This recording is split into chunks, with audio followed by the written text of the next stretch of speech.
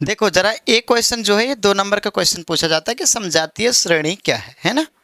समजातीय श्रेणी क्या है? सीधी सी बात हम लोग जानते हैं कि समजातीय का मतलब समान जाति है ना।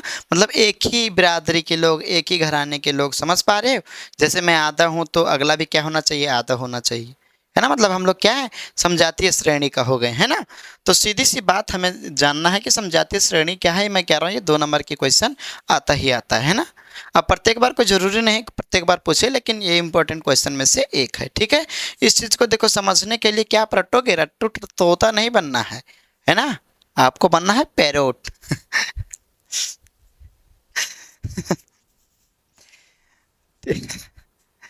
चलो कोई बात नहीं, थोड़ी सी मजाक हो गया है ना।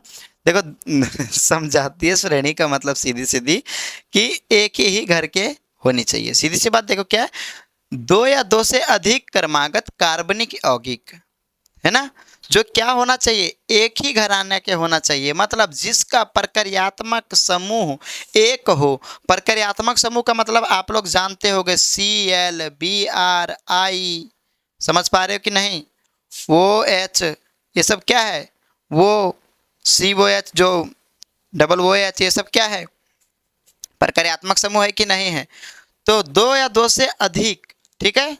दो या दो से अधिक, दो या दो से अधिक क्रमागत कार्बनिक यौगिक जिसका प्रक्रियात्मक समूह एक ही होना चाहिए, तथा उन दोनों में यानी तथा उन दोनों यौगिक के बीच कितनी का अंतर होना चाहिए? CH2 का अंतर हो, उसे ही क्या कहेंगे? समजातीय श्रेणी कहेंगे। सीधी सी बात देखो, जैसे में हम लोगों ने कहा CH3Cl, C2H5CH, ठीक है।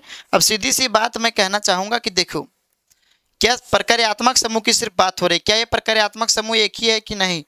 अगर Cl यहाँ होना चाहिए तो Cl यहाँ होना चाहिए, है ना। और ये होनी चाहिए कार्बनिक यौगिक कितनी? दो। दो क्रमागत। देखो क्रमागत का मतलब यहाँ पे C कितना? एक है, तो C कितना लिया गया? दो लिया गया। क्या सिर्फ एक है और दो ही हो सकता है? नहीं, ले लियो आप ले लियो C5 ले लियो। कितनी? C5। H ले लो 9, क्योंकि 5 दूना 10 हो सकता है, उससे एक हमें कम ही लेना है ना, क्योंकि कार्यात्मक समूह भी तो जोड़ना है, हाइड्रोजन विस्थापित कर लेगा। तो C5H9 क्या Cl ही हो सकता है? नहीं, Br भी लिख लो, कोई दिक्कत नहीं। इसके बाद हमें क्या करना पड़ेगा? 5 के बाद हमें क्या लेना पड़ेगा? 6, मतलब C6। तो H कितना हो जाएगा एल्किन वाले में? 12। तो मतलब CH12 की जगह हम क्या लिख देंगे? एक कम लिखेंगे, 11 लिखेंगे और लिख देंगे Br। अब 11 ही क्यों लिखे? क्योंकि एक Br भी स्थापित तो करेगा हाइड्रोजन को, पीछे पढ़ते ही तो आ रहे हैं हम लोग, है ना।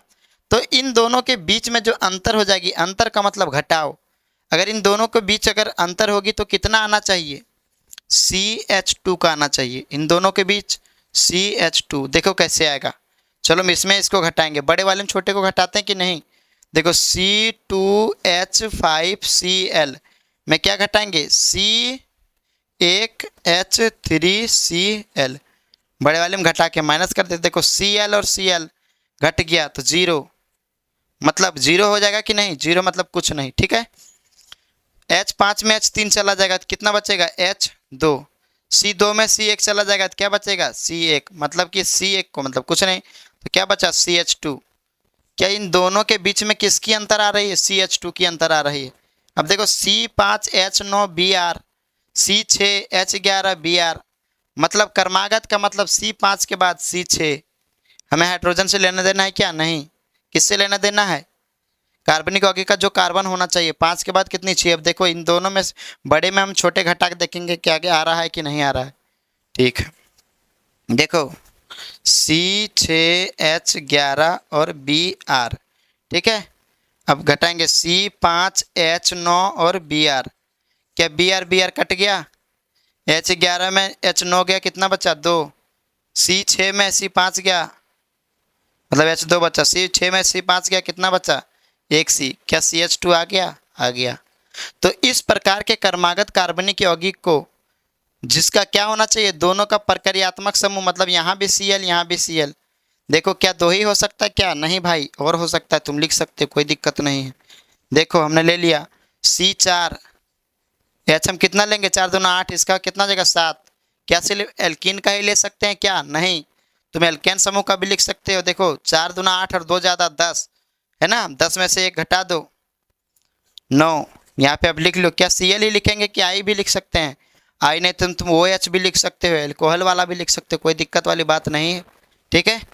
अब क्या यहाँ पे अल्कोहल लिए तो वहाँ भी अल्कोहल लेना पड़ेगा। हाँ, यही तो काम करना है कि आपने यहाँ पे अल्कोहल ले लिया तो आपको उधर भी क्या लेनी पड़ेगी? अल्कोहल ही लेना पड़ेगा। समझ पा रहे हो? तो यहाँ पे 4 के बाद क्या लेंगे सर जी? 4 के बाद 5 लेंगे। अब 5 दूना 10 और 2 ज़्यादा बढ़ा दो, 10 2 12, 12 में 1 घटा दो क्योंकि OH विस्थापित करेगा हाइड्रोजन को, तो 5 11 और OH। क्या इसके दोनों के बीच में CH2 का ही अंतर है? जी बिल्कुल। अब कैसे है इस चीज़ को जानने के लिए चलो थोड़ी सी यहाँ पे घटाते हैं। C5 H11 और वो H, ये बड़े में छोटे घटा देंगे। C4 H9 और वो H, OH कैंसिल, H11 में H9 जाएगा तो H2, C5 में C4 जाएगा तो 1 C बचेगा। कितना है अंतर? CH2। तो इस प्रकार के जो कार्बनिक यौगिक होते हैं, जो क्रमागत कार्बनिक यौगिक होते हैं, जिसमें अंतर कितनी की होनी चाहिए? दोनों के बीच की अंतर होनी चाहिए CH2 का, वह क्या कहलाएगा? वह क्रमागत कार्बनिक यौगिक क्या कहलाएगा? समजातीय श्रेणी का कहलाएगा। मतलब एक ही बिरादरी, एक ही घर के आदमी है भाई। समझ पा रहे हो ना? है ना। तो हम इसको क्या कहेंगे? समजातीय श्रेणी कहेंगे। कुछ नहीं है, 2 नंबर तुरंत मिल जाएगा। बस इस चीज़ को आप थोड़ी सी क्या करना है, ध्यान रखना है कि क्या कहोगे कि जब 2 या 2 से अधिक क्रमागत, क्या इसमें 2 ही है? क्या 2 से अधिक नहीं ले सकते? क्या बिल्कुल ले सकते हैं। देखो चलो यहीं पे बढ़ा देते हैं। ठीक है, इसको मिटाएं, इसी में आगे बढ़ा रहा हूँ। समझ पा रहे हो? अब यहाँ आप देखो, इसमें इसको घटाओ, Cl क्या कैंसिल हो गया?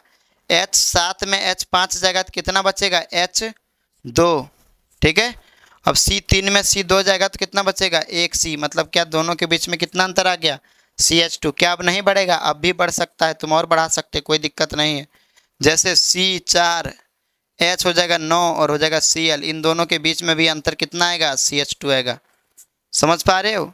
तो इस प्रकार के श्रेणी को समजातीय श्रेणी। कोई सी दिक्कत है? चलो